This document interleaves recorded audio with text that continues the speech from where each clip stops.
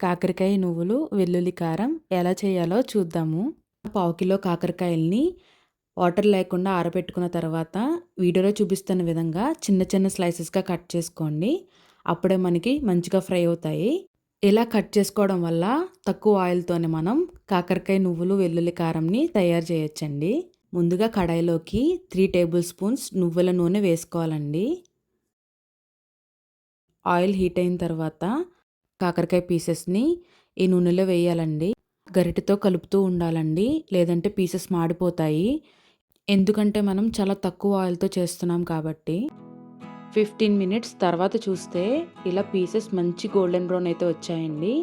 So, ఈ colour వస్తే సరిపోతుందండి. అదే కడాయిలో 2 టేబుల్ స్పూన్స్ పల్లీలు వేయాలండి. పల్లీలు మంచిగా ఫ్రై అయిన తర్వాత దీంట్లోకి 2 టేబుల్ స్పూన్స్ ధనియాలు, 1 టేబుల్ స్పూన్ జీలకర్ర వేయాలండి.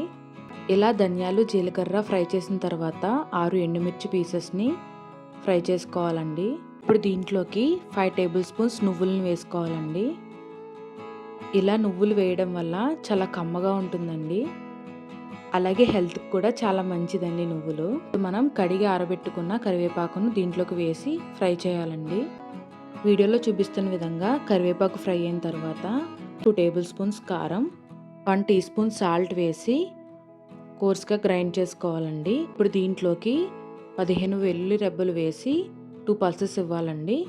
కాకరకాయ పీసెస్‌ని ఈ మిక్సర్ జార్‌లో వేసుకొని మళ్ళీ 1 పల్స్ ఇస్తే సరిపోతుందండి.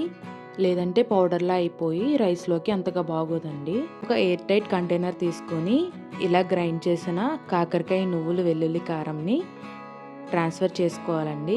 ఇలా ఎయిర్ టైట్ కంటైనర్‌లో వేసుకోవడం వల్ల ఈ కాకరకాయ కారం ఎన్ని మంత్స్ ఉన్నా పాడవకుండా ఫ్రెష్‌గా ఉంటుందండి.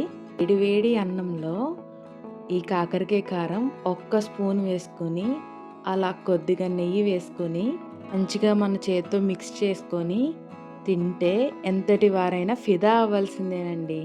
మీరు కూడా ఈ రెసిపీ తప్పకుండా ట్రై చేసి ఎలా ఉందో కామెంట్ సెక్షన్‌లో కామెంట్ చేయండి.